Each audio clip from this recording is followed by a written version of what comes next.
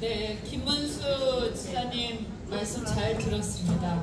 근데 저는 민노총을 지사님 그 민노총 만드는데 기여하신지 몰랐는데 책임지셔야 될 것 같습니다. 일단 여기 계신 분들 중에서 혹시 이현주 TV 구독 안 하신 분 있으면 좀 다 구독부터 해주시고요. 이현주 TV요. 그리고 지난번에 제가 그 민족중흥회 강연을 한번 했었습니다. 그죠? 그래서 오늘 두 번째인데 그때 제가 얘기했던 거, 제가 민주당을 왜 나왔고 왜 탈당했고 그 기본적인 그런 얘기는 그때 다 했기 때문에 그때 했던 얘기는 제가 다시 반복하지 않겠습니다. 혹시 그때 못 들으셨던 분들은 그때 제가 민주당을 탈당한 거랑 그 다음에 왜 민주당이 지금 어떻게 돼 있고 그 다음에 이 주사파에 의해서 운동권에 의해서 장악된 지금의 민주당이 과거의 DJ 때 민주당하고 어떻게 다르고 어떻게 지금 대한민국이 심각하게 정체성이 훼손되고 있는가 하는 것은 제가 그때 다 자세하게 말씀을 드렸기 때문에 혹시 못 들으셨던 분들은 민족중흥회 그 유튜브에 다 나와 있으니까 참고를 해주시면 좋겠습니다. 오늘은 그때 얘기에 이어서 좀 다른 얘기를 좀 하겠습니다. 여기는 아무래도 우리 박정희 대통령을 사랑하시고 또 존경하는 분들이 많이 계신 걸로 알고 있습니다. 그래서 저는 제가 며칠 전에 구미의 생가에 대구를 가는 길에 잠시 들러서 그 시대의 어떤 네, 앞에 조금 앉아주시면 좋겠습니다. 네, 네, 뒤에서 안 보이시니까 네. 근데 이제 구미 생가에 들러서 제가 박정희 대통령의 혁신의 정신에 대해서 얘기를 한 적이 있습니다. 저는 박정희 대통령이 그 시대의 혁신가였다. 네, 영어로 이노베이터라고 생각을 합니다. 왜 혁신가라고 생각을 하는가? 저는 뭐 그 시대에 산 것은 아니고 제가 태어나지도 않았지만 태어나지도 않았습니다. 그런데 생각을 해보면요, 1948년에 대한민국이 건국이 되었을 때 사실은 일제강점기를 거쳐서 건국이 되었지만 몇몇 이제 그 이승만 대통령을 비롯해서 몇몇 선각자들은 아주 정말 탁월한 어떤 사상을 가지고 정말 깊은 생각을 가지고 대한민국 건국을 했겠죠.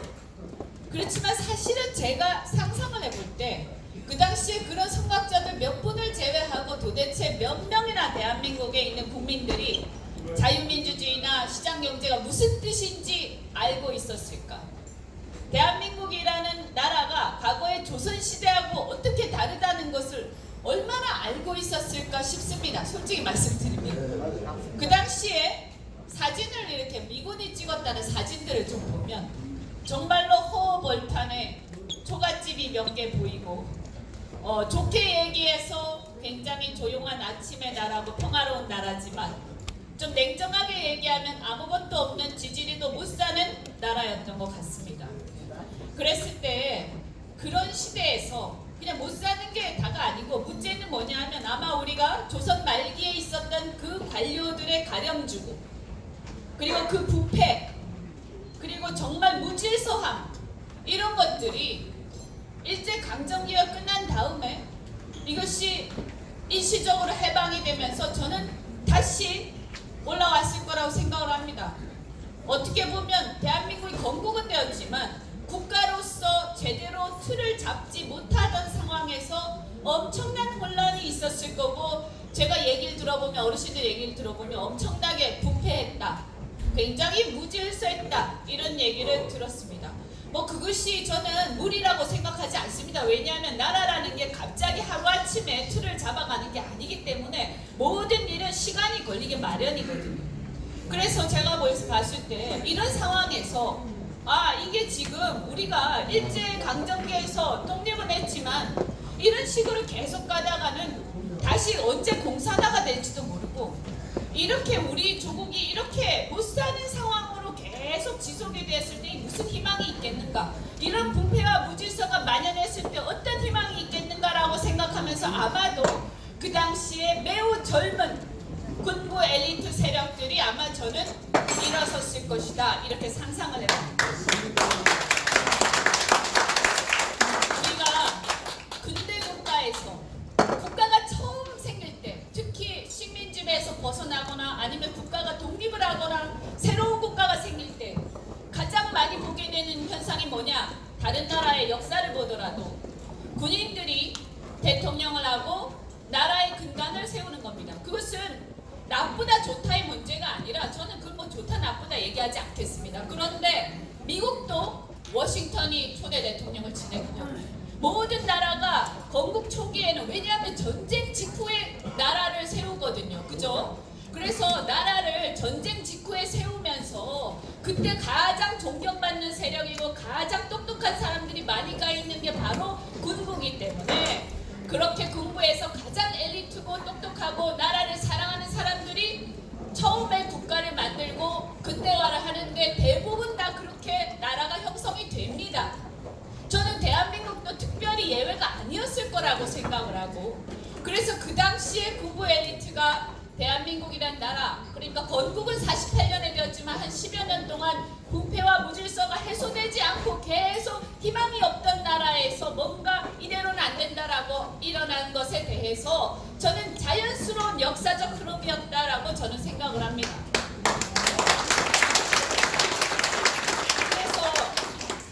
그래서 이것을 제가 항상 하는 얘기가 지금 시각으로 보면 말이 안 된다. 지금 시각에 만약에 대한민국의 백주대낮에 사실 아쉽게 생각하시는 분들도 계시겠지만 그럼에도 불구하고 이렇게 모든 것이 기득권이 이제 꽉 차가지고 이 틀이 잡혀있는 이 나라에서 갑자기 군대가 어떻게 한다든가 이런 것은 굉장히 부자연스럽죠. 지금 시각에서 보면 말이 안 돼요. 그렇지만 그 시대로 돌아가서 우리가 상상을 해보면 그것은 그럴듯한 얘기였다라는 얘기예요. 그래서 역사라는 것을 지금 이 시대의 시각을 가지고 그때를 평가해서는 안 된다라고 저는 생각을 하는 거예요. 그래서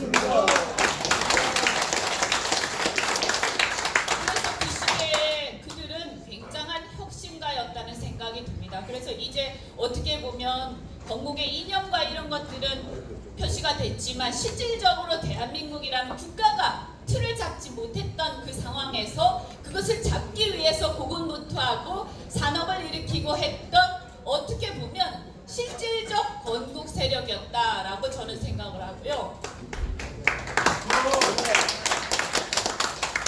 그랬을 때 저는 그러면 그러한 혁신의 정신은 지금 이 시대에 우리 후손들이 만약에 실현한다고 하면 어떻게 하는 것이 맞겠는가라는 생각을 해보는 거죠. 그게 바로 박정희 정신이 아니겠습니까? 그죠? 그러면 저는 얘기하는 거죠. 그 시대에 그렇게 했을 때 그것이 혁신이었는데 지금 이 시대에 만약에 그 시대와 똑같이 하자라고 하면 그건 혁신이 아니죠. 그건 구태죠. 그런 거예요. 혁신이라는 거는 시대마다 다른 것이고 그 시대에 가장 혁신성을 가지고 새로운 길을 개척해 나갈 때 그것이 혁신이고 그것이 바로 저는 박정희 정신이라고 생각을 합니다. 그러면 뭐냐 도대체 이 시대의 혁신은 뭐냐 우리가 그 정신을 가지고 한번 살펴보겠습니다. 어떻게 보면요 지금 대한민국의 과제는 뭡니까? 지금 대한민국의 과제 여러 가지가 있겠죠.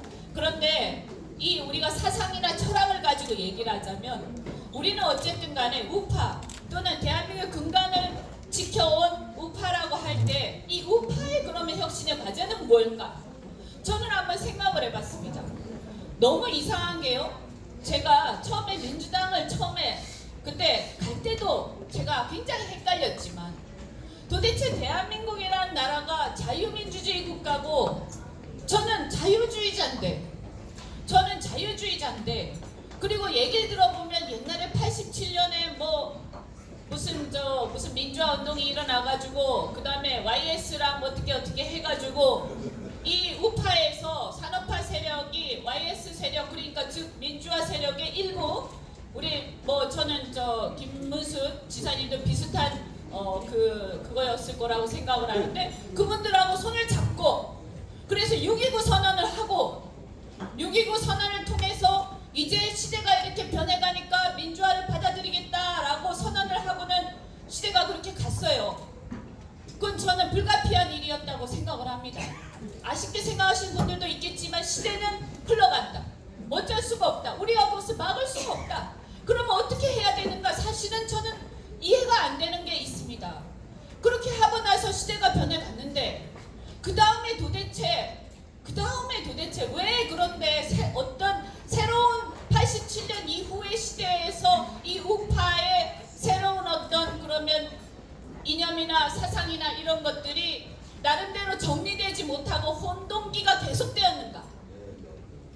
그 전에 산업화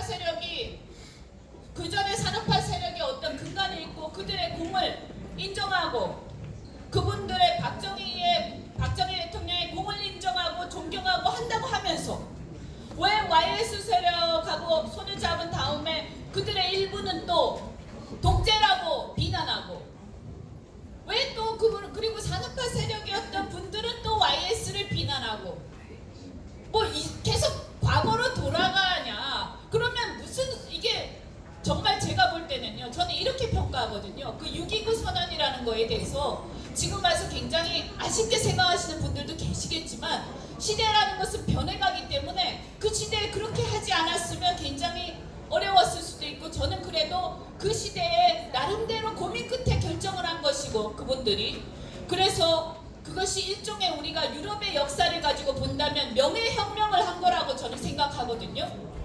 그러면 명예혁명을 했으면 얼마나 자랑스럽습니까? 그래서 첫 번째 뭐냐면, 과거의 산업화가 매우 자랑스러운 우리의 역사이기 때문에 그것을 당연히 모두가 함께 인정을 해야 되는데 왜 일부는 인정하고 일부는 부정하고 있는가?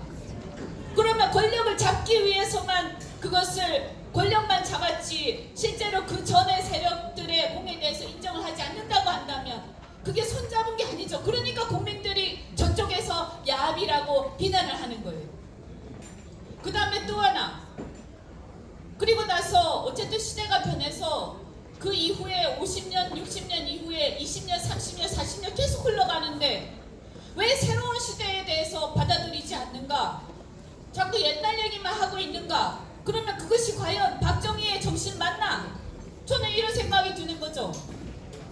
그러니까 자꾸 질 수밖에 없는 상황이 벌어지는 거 아니냐? 그랬을 때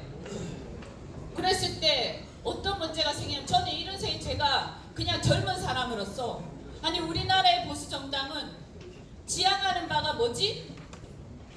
한쪽은 과거의 박정희 정신을 막 추앙을 하는데 한쪽은 부정하고, 또 그러면서 마치 민주화에 반대하는 사람들 같고, 그럼 지향하는 바가 뭐지? 보수의 정신이 뭐지? 자유주의, 자유민주주의 맞나? 이런 생각까지 드는 거죠. 그러니까 막 헷갈리면서 지금 젊은 사람들이 왜 보수를 별로 지지하지 않는가라는 것에 대해서 저는 바로 이런 점이 정리되지 않았기 때문이다 라는 생각이 듭니다. 그래서 그러면 이 젊은 사람들은 좌파냐? 아닙니다. 대한민국의 젊은 사람들이 좌파냐? 물론 있겠죠, 좌파도. 그렇지만 아닌 사람들이 태반이고 50%가 넘는 젊은 사람들이 사실은 자유주의자고 자유민주주의자고 시장경제주의자지 사회주의자거나 혹은 북한을 추종하는 사람들이 아니에요.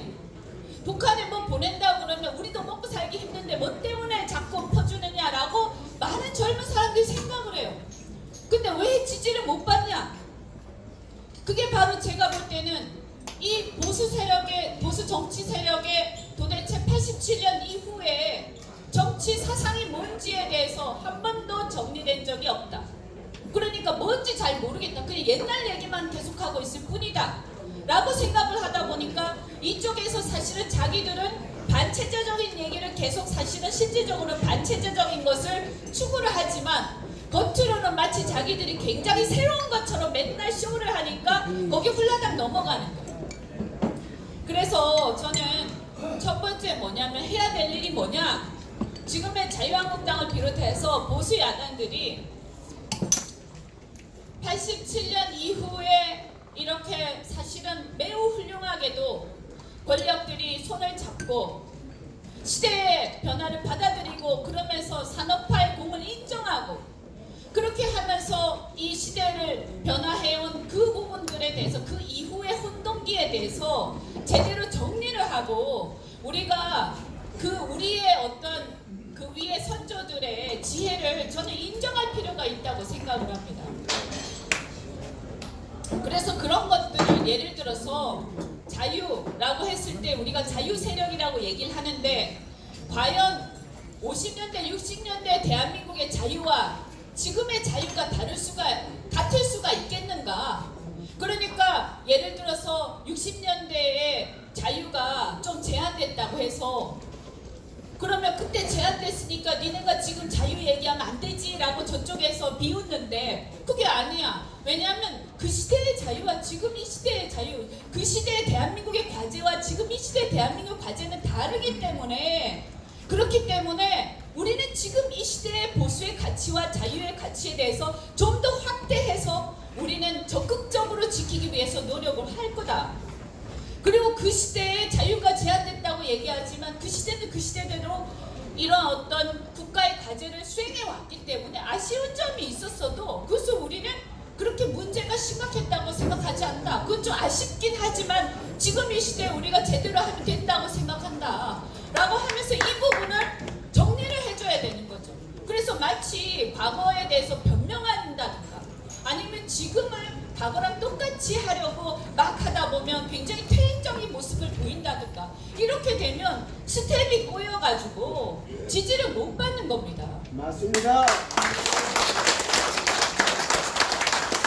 그러면 지금의 일단 그렇게 보수 세력의 어떤 정치 사상이나 우리의 지향점 그래서 자유에 대해서 예를 들면 언론의 자유, 표현의 자유 이런 것들에 대해서 과거에 그러면 50년 전에 다소 제한이 됐다고 해서 지금 와서도 마치 쭈그러들어서 뭐라고 얘기하면 깜짝 놀라서 주눅 들고 할 필요가 전혀 없다는 얘기를 제가 말씀드리는 것이고 그때는 그때고 지금은 지금대로의 어떤 우리의 지향점이 있고 그럼 지금은 우리는 지향점 자체가 자유민주주의이기 때문에 국민들의 언론의 자유나 표현의 자유나 이런 것들에 대해서 우리는 그것을 지키기 위해서 싸우는 세력이다 라고 당당하게 얘기하고 그것을 위해서 싸워야 한다는 얘기를 말씀을 드립니다. 그리고 또 하나 그러면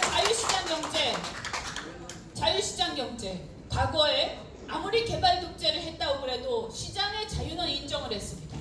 정부가 산업화를 위해서 주도적으로 뭔가 개입하긴 했지만 그래도 기본적으로 시장의 자유는 인정을 하는 근간에서 했어요. 근데 지금 어떻게 하고 있냐? 임금도 정부가 정하고 근로시간도 정부가 정해. 이렇게 경제적 자유가 심각하게 침해돼 가고 있는데 이런 부분들에 대해서 이것이 자유의 침해라고 별로 인식하지 않고 숫자만 자꾸 얘기하면서 이것이 결과적으로 경제가 안 좋아지네 어쩌니 하고 하는 거예요.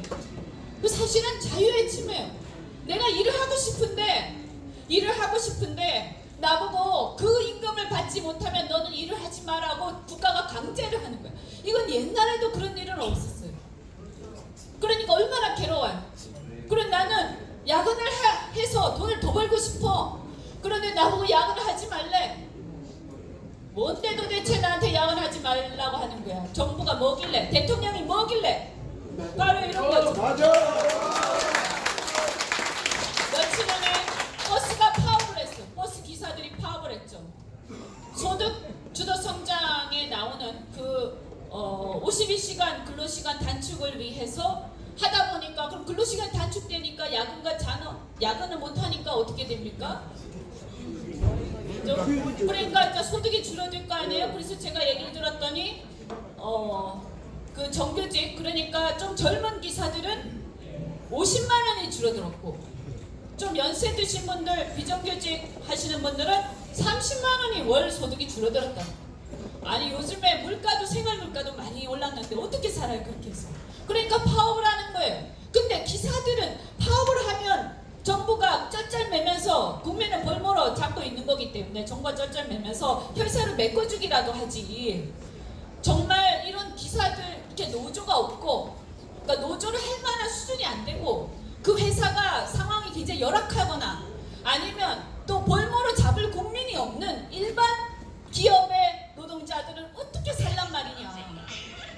그 사람들은 어떻게 살란 말이냐. 이렇게 국민들의 경제적 자유를 침해하고 억압하고 그래서 경제를 망쳐먹는 그런 상황들에 대해서 우리는요, 이것이야말로 정말로 심각한 문제고, 제가 어저께 어떤 중소기업 사장님한테 말씀을 들었는데 그 회사 정말 좋은 회사거든요. 근데 매출이 반토막이 났대요. 그리고 잔업이 없어졌대요. 인감이 없으니까. 그래서 전부 이제 내년쯤 되면 회사가 더 이상 지탱이 안 되겠다, 이런 생각을 하고 있다는데, 제가 얘기를 듣는 과정에서 그 사장님이 울먹거리더라고요. 전화로 막 울먹거리더라고요. 그래서 제가 진짜 너무너무 마음이 아파서, 저희 아버지도 IMF 때 부도가 나서 우리 집안이 다 길거리에 앉은 적이 있거든요. 이게요, 사업하다가 부도가 나고 그렇게 해서 빚더미에 올라앉아서 거기서 겪는 고통, 이런 고통을 도대체 저 정권, 저 청와대, 그리고 저 정치권도 마찬가지예요. 52시간 국회에서 동의해줬어요. 제가 동의하면 안 된다고 그랬는데 동의를 해줬어. 그러니까 제가 묻는 거죠. 도대체 대한민국의 야당은 뭐 하는 거야 도대체.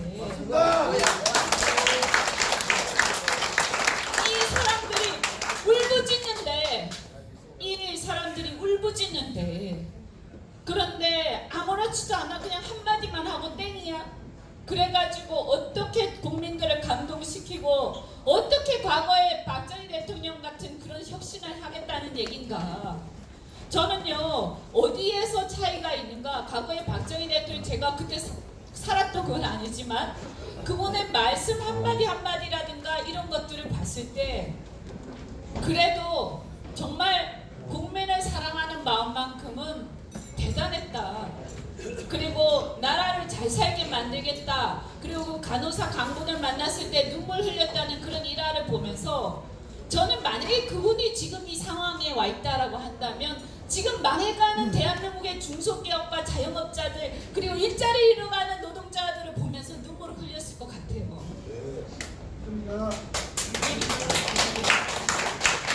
그래서 지금 우리는 지금 대한민국의 과제는 뭐냐? 문제가 많이 있어요. 그런데 이 문제를 해결할 수 있는 능력이 있어야 돼. 이 문제를 해결할 수 있는 능력과 이것을 해결할 수 있는 강력한 의지를 가지고 있지 않으면 나라를 지금 바꿀 수 없다. 그냥 단순히 저게 좌파니까 저 좌파들을 물리치자 이걸로 국민들한테 과연 희망을 줄 수 있는가? 절대 그렇지 않습니다. 왜 한국당이 지지율이 30%를 못 넘는가? 여러분 한번 생각해 보십시오. 국민들이 이렇게 생각하겠지. 아, 문재인 이제 보니까 별로야. 저것도 좌파 같은데. 그런데 야당도 뭐 보니까 그게 그거고 다 똑같은 놈들이야. 지들이 국회에서 통과시켜줬잖아. 이렇게 생각하는 거예요. 그럼 뭐야? 달라지려면 그런 것들을 막기 위해서, 국민들의 삶을 지키기 위해서 우리가 그런 걸 가지고 정말 밑바닥에서 울부짖는 모습들을 보이고 국민들과 함께 투쟁할 때 우리는 국민들한테 지지를 받을 수 있다. 그래서 뭡니까? 지금 그 소득 주도 성장의 이유가 뭡니까? 저들이 내세우는 게 소득 양극화인데 결과가 어떻게 됐어요? 소득 양극화가 더 심해졌잖아요. 더 심해졌잖아. 야, 소득 양극화 더 심해졌잖아. 맞습니다. 그런데 무슨 헛소리를 짓거리고 있는 거야. 참을 수 없다. 이 소득 양극화를. 그러면 우리는 양극화 괜찮다?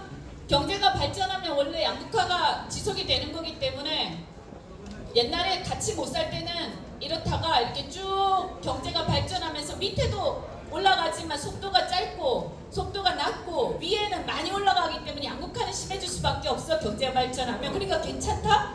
그건 아니죠. 같이 못 살 때는 못 느끼다가 잘 살게 돼서 옆집이 너무너무 잘 살고 나는 그것보다 훨씬 못 살면 그게 옛날에 50년 전보다 나아졌다고 하더라도 나는 행복하지 않는 거예요. 인간은 사회적 동물이고 상대적인 거예요. 그러면 위정자가 그런 상대적 감정을 소홀히 하는 게 맞냐고요. 양극화에 대해서도 우리는 당연히 관심을 가지고, 그런데 그런 식으로 경제적 자유를 올가매고 소득주도 성장인 거 헛소리를 하면서 실험을 하는 게 양극화 해소의 방법이 아니고, 우리는 우리대로 이렇게 해결하겠다. 우리는 국민들의 양극화에 대해서 가슴 아프게 생각하고, 그리고 정말 어려운 사람들에 대해서 가슴 아프게 생각하고, 그것을 해결하기 위해서 우리는 이렇게 하겠다, 저렇게 하겠다라고 대안을 내놔야 되는 거죠.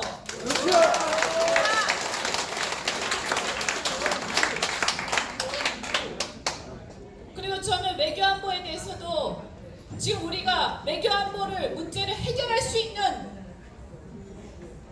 수 있는 유능함이 있어야 된다라고 생각합니다. 유능함. 국민들이 원하는 것은 유능함과 강력한 의지입니다. 그리고 그것은 단지 우리가 정치적으로 이기기 위해서가 아니라, 그렇게 하지 않으면 대한민국이 몰락하니까 누군가는 해야 되고, 지금 이 시대에 어쩌면 과거의 박정희 세력 같은 그런 사람들이 나오기를 이 시대의 관점에서 바라기 때문에, 그래서 유능하고 강력한 의지를 가진 정치인들이 나오기를, 그리고 그런 사람들과 함께하는 국민들조차도 야, 이제 이대로는 우리가 안 되니까 모두가 혁신을 하자. 아까 민노총 말씀하셨는데 이대로 안 돼. 민노총이 데모하고 난리치면 국민들이 나와서 니네 지금 뭐 하고 있는 거야? 우리 일자리 다 없어져. 이제 그만해라 라고 국민들이 스스로 얘기하고, 옆집에 있는 민노총 사람한테 가서 당신들 이래갖고 나라 망하겠어요 라고 국민들이 다 일어나게끔 해야 되는데, 그걸 하려면 어떻게 해야 되겠어요? 그러려면요, 국민들하고 소통을 해야 되는 거예요. 소통을. 그래서 우리 국민들한테 가서 얘기를 하고 설득을 하고, 야, 우리 이대로 가면 나라가 망하는데 우리 아이들을 이렇게 우리보다 훨씬 못 사는 나라에서 살게 놔둘 수 없는 거 아닙니까? 그러니까 우리가 다 같이 뭔가 해야 되는 거 아닙니까? 라고 전부 다 나가서 호소하고 해야 되는 거죠. 그런데 예를 들어서 너무나 그동안 잘 먹고 잘 살아와서 그런 사람들, 밑바닥에 있는 사람들은 우리하고 너무나 삶의 차이가 나는 사람들이야. 뭐 그 사람들 만나면 골치 아파. 이렇게 해갖고 뭐가 해결이 되겠어요? 만나야죠. 만나서 설득을 해야지. 그러니까 저는 봤을 때 어떤 생각이 드냐면, 과거에 박정희 대통령이나 그때 박정희 대통령이 썼던 책상이나 이런 것들을 보면 너무나 초라하게 그지없어요. 그만큼 말이죠, 자기 자신을 위해서 그렇게 쓰지 않았다는 거죠. 저는 그분이 굉장히 소탈하고 굉장히 서민적인 사람이었던 것 같아요. 제가 겪어보진 않았지만. 그러면 지금의 소위 말해서 보수 정치 세력은 어떠냐? 완전히 공주님 왕자님들이 돼가지고 국민들의 삶에 대해서 우리 그냥 국민들이 봤을 때 그렇게 느낀다는 거죠. 네, 안 그럴 수도 있어요. 근데 그렇게 느낀다는 거, 국민들이. 그래서 국민들의 밑바닥 삶하고 관계없는 사람들인 것처럼 느껴진단 말이에요. 그걸 극복을 해야 된다는 거예요. 그걸 극복을 해야 돼. 그리고 그런 사람들이 별로 없으면 그런 사람들을 모시고 와서 내 자리 내줄게. 내 자리. 나는 그동안 그런 역할을 못했어. 그래서 나라가 이 꼴이 됐으니까 나는 그동안 물러나겠어. 당신들이 훨씬 국민들하고 잘 소통하고 훨씬 더 고통스러운 삶을 살아왔고 더 국민들을 이해할 수 있고 나보다 더 설명을 잘하니까 당신들이 내 자리에서 그 일을 해줘라고 말할 수 있는 기득권을 내려놓는 자세가 있어야 되는 거죠. 제가 외교안보 관련해서 몇 가지만 얘기를 하고 마무리하겠습니다. 저는 너무나 안타까워요.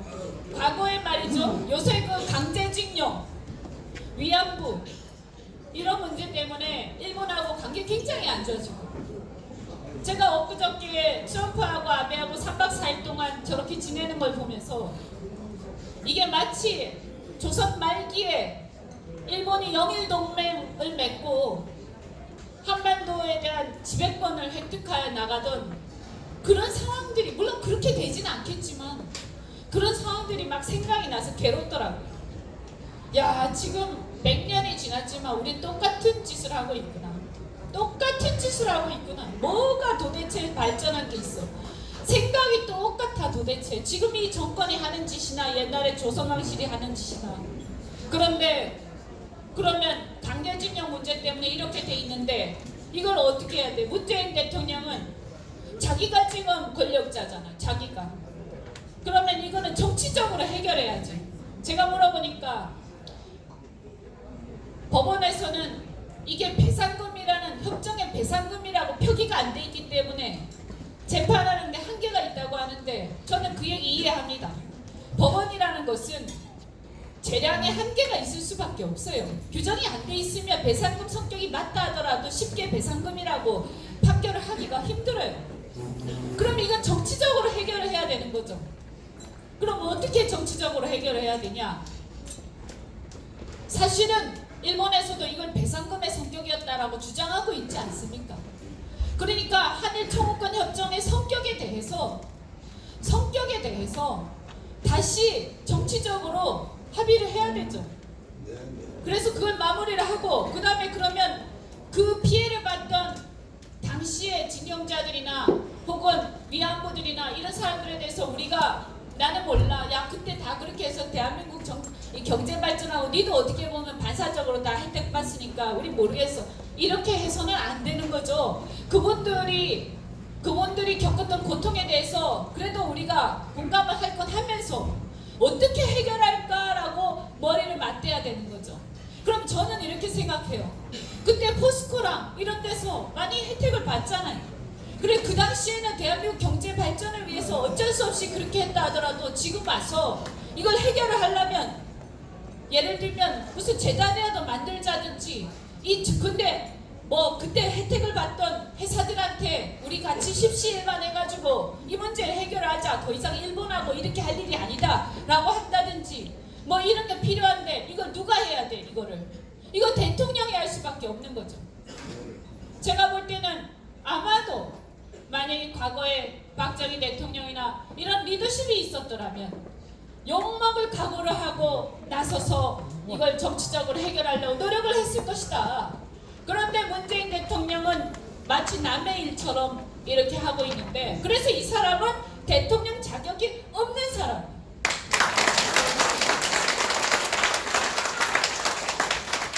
그래서 제가 몇 가지 말씀을 드렸습니다. 이제 저는 다시 마무리를 하자면, 박정희 대통령은 그 시대의 혁신가였고 우리는 그 혁신의 정신을 받들고 그것을 계승하자라는 의미는 그 시대랑 똑같이 따라하겠다가 아니라 그 정신을 이어받아서 이 시대의 혁신을 해야 되는 것이다.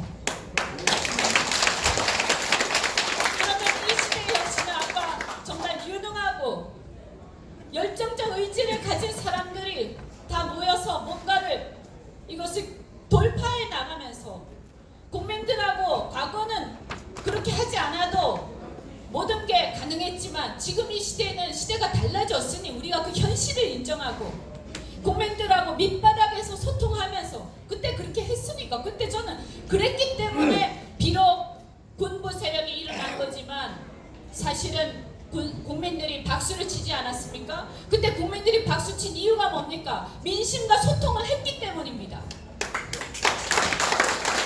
그래서 지금 국민들이 원하는 것, 지금 국민들이 고통스러워하는 것, 이 절망에 빠져서 몸부림치는 것들을 우리가 읽어내고 그들과 함께 소통을 하면서 해법을 제시하고 국민들한테 우리 함께 대한민국을 혁신해 가자, 이러지 않으면 우리 사랑하는 아이들이 정말로 어려운 나라에서 힘들게 살게 될지도 모른다. 이런 얘기를 하면서 좀 더 지금 이 시대에 좀 더 자유주의에 가까운 그런 우리 젊은 사람들의 그런 정신이라든가 문화라든가 이런 생활 패턴들을 이해하면서 함께 이 문제를 해결해 가야 된다라는 생각을 하고요. 그것을 위해서 우리 오늘 여기는 우리 이제 어떻게 보면 어르신들이 많이 계신데 제가 부탁을 마지막으로 드리고 싶은 게 아까 김원수 지사님도 비슷한 얘기를 하셨는데 여기서 박수치고 이런 것도 중요하지만 이제 행동을 해야 된다. 행동. 그래서 외람된 얘기지만 아마 잘 하고 계시겠지만 집에 돌아가셔서 말을 안 듣는 이 말이 안 통하는 우리 젊은 자식들, 손자들 처음부터 말하면 되겠습니까? 그냥 잔소리하면 안 듣습니다. 그러니까 맛있는 밥을 사주면서 그렇게 하면서 한 명씩 변화시키고 그리고 십시일반에서 조금씩 우리가 출연도 하고 이렇게 해서 우리 여기 박정희 재단 이사장님도 나와 계시지만 기부도 하시고 그렇게 해서 여기 박정희 재단이 노무현 재단보다 더 많은 돈을 모아야 되지 않겠습니까? 그래서 그 돈으로 우리가 아이들을 교육도 시키고 정말 같이 토론도 하고 좋은 일을 많이 했을 때 변화해 나갈 수 있다고 생각을 합니다. 네, 이만 드리겠습니다. 고맙습니다.